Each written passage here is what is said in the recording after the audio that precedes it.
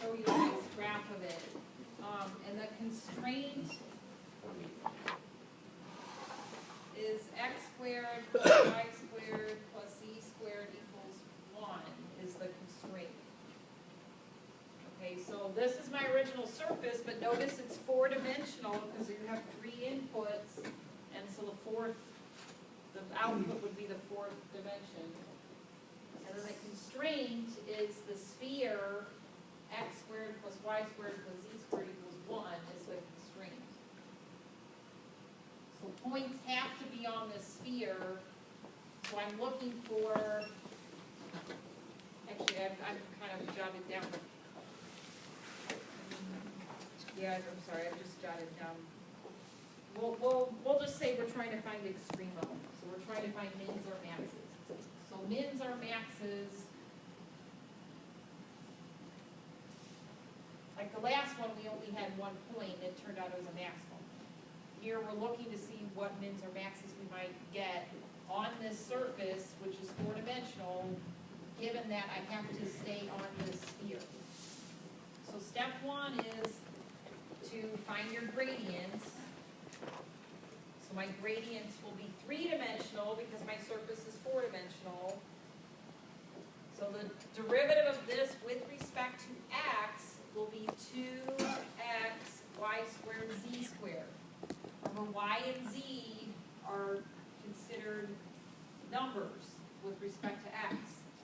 The derivative with respect to y is 2yx squared z squared, and the derivative with respect to z will be 2zx squared y squared. Okay, so that's my gradient for f. For the constraint, and your book just tends to call the constraint G.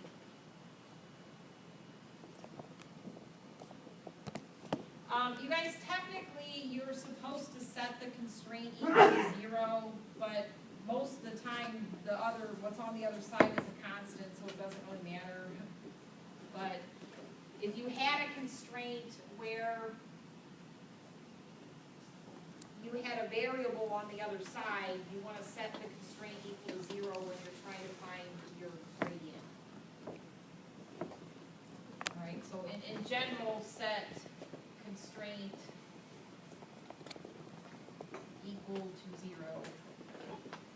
The reason why is because you are then, like by doing that, I'm sort of making it a four-dimensional function itself, where I'm taking a level curve where z equals 0. Okay, so I get 2x, 2y, 2z.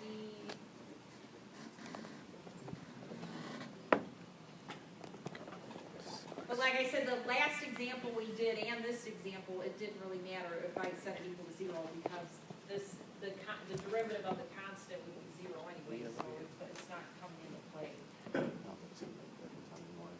Okay, so you find your constraints and then you set up that one has to be a multiple of the other.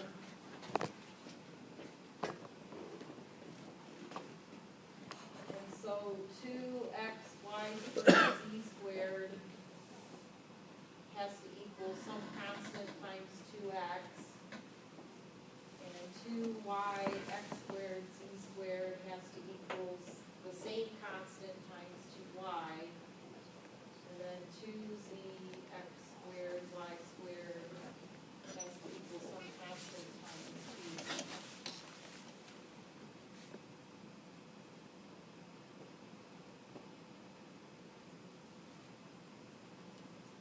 For this one, I do think setting them all equal to lambda, it will help you clean it up. So basically do whatever algebra helps you come to some conclusion. In this case, I do think setting them all equal to lambda and setting the lambdas equal to each other will help.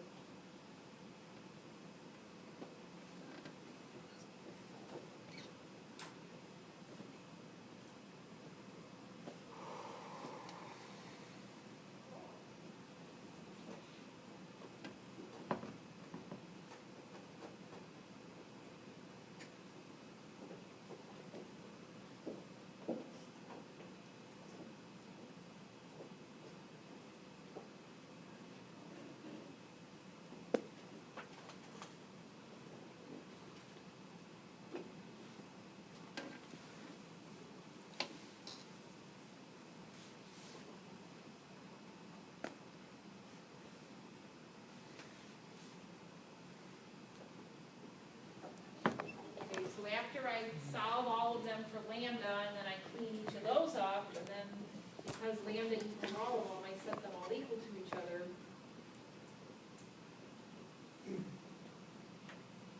Let's see what we end up with.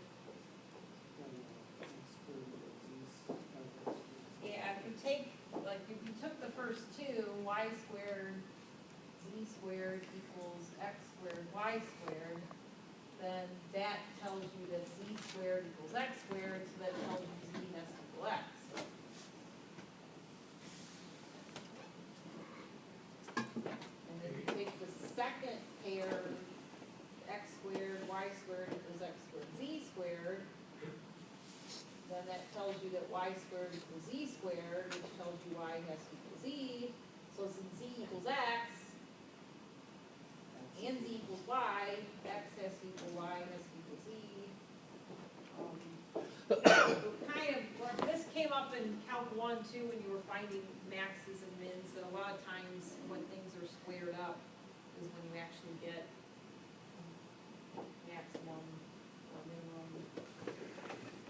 Okay, so our algebra here tells us that all of the three variables have to be the same. Again, thinking about the constraint being a sphere, that's not surprising either. But once you come to some algebra conclusion, you know, whatever that is, then you go back to your constraint and plug that in. So in this case, my constraint is x squared plus y squared plus z squared equals 1. Since all the variables have to equal each other, 3x squared has to be 1. Because x squared is the same as y squared is the same as z squared. That's where I'm getting at.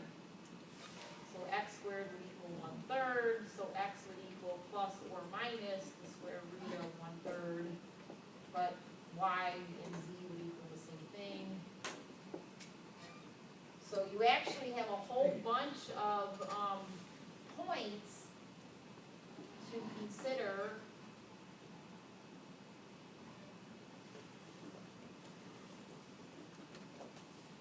That's one of the points.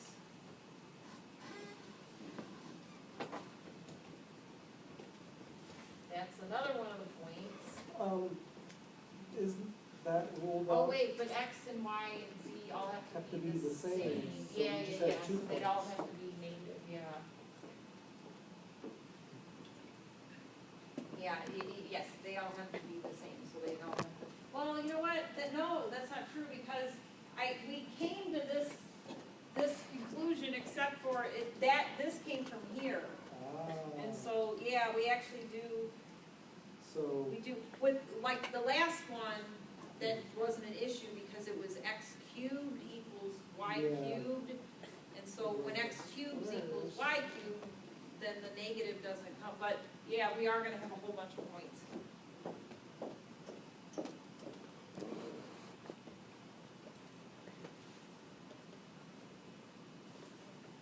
Because the x equal y came from y squared equals z squared and x squared equals z squared. So if x was negative but z was positive, their squares would still equal each other. So you need to set up a little pattern to kind of make sure you catch all of them.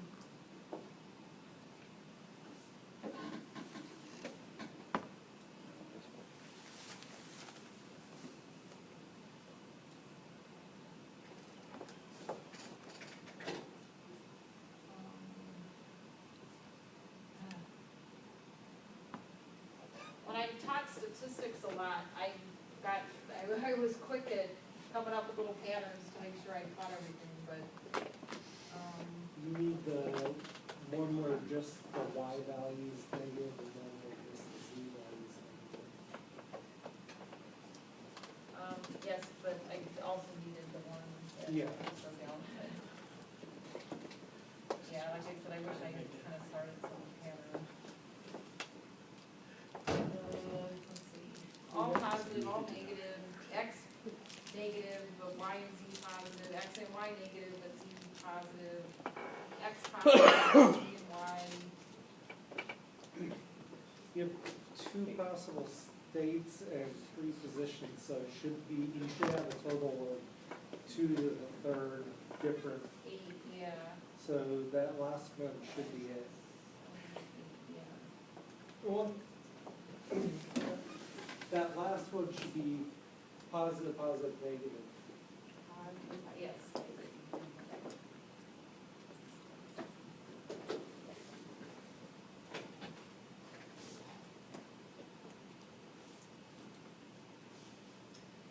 What would be interesting is, are these mins or maxes,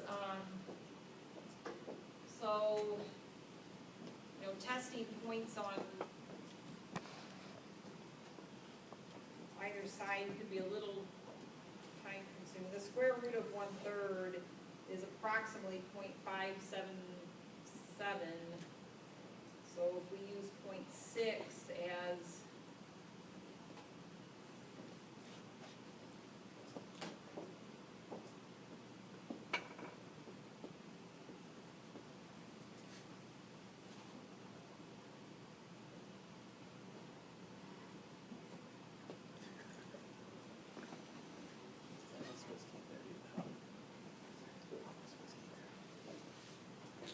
I take the square root of 1/3 squared, but then we are multiplying it 3 times, I get the square root of 1/3 to the 6th power, which would be 1/3 to the 3rd power, which is 1/27. So the function at our point, I just picked one of the points, okay? I mean, it'd be like that for all the points though, right?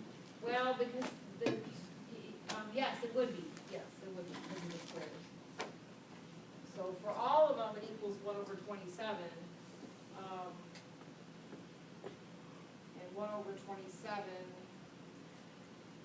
is 0.037 approximately. Yeah, because you're squaring them, it doesn't matter if you plug in the negatives or the positives. So, so I'm getting 0.037 if I take, and again, the square root of 1/3 is approximately 0.577, so I'm just using 0.6 as my nearby point for the first one. So 0.6 to the 6th power is 0.04, okay? So when I plug in 0.6, I get a number that is higher than this, so that's indicating that this is a minimum.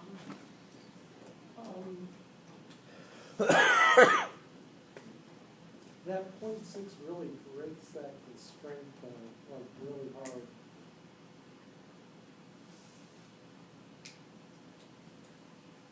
I don't know what he means by that. Yeah, I thought the constraint was at the Oh, values. yeah.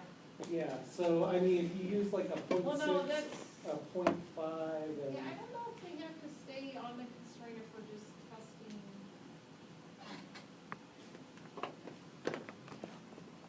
I'm sorry, Yeah, if we're just, if we're testing the value of the function nearby. Let me think about that a second.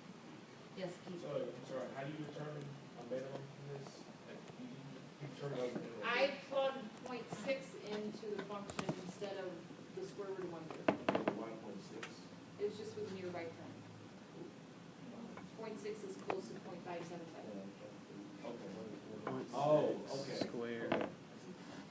So I plugged 0.6 into the function and I got a value that's slightly higher than what you get when you plug in the square root of 1/3, square root of 1/3, square root of 1/3. And so because that value is slightly higher, it's indicating to me that at the points x, y, z all equals square root of 1/3, we've hit a minimum on the surface.